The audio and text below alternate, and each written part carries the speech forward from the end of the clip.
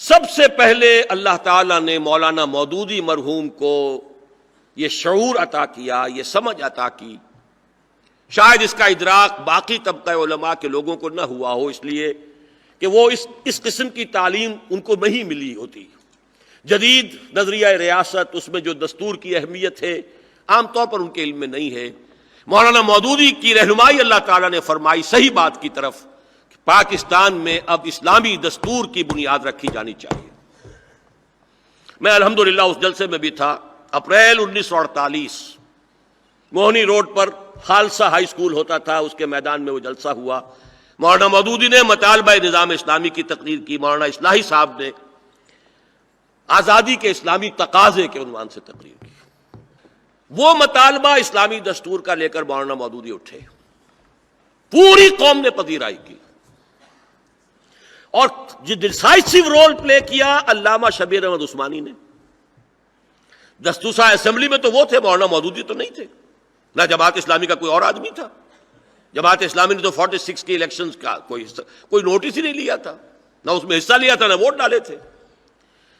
علامہ شبیر احمد عثمانی نے وہاں فیصلہ کن رول پلے کیا. قرارداد مقاصد پاس ہو گئی 1949 میں.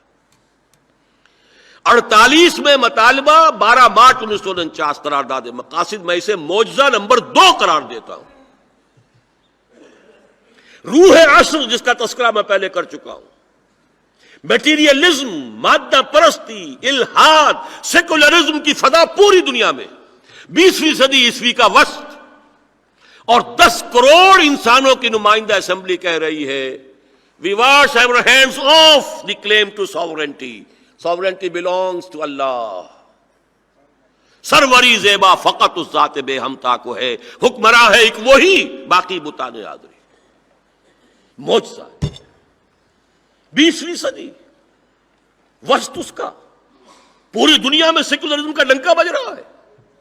10 کروڑ انسانوں کی نمائندہ اسمبلی کہہ رہی ہے ہمارے پاس جو اختیار بھی ہے ہمارا ذاتی نہیں ہے، سیکریٹ ٹرسٹ ہے، to be exercised within the limits prescribed by the real sovereign.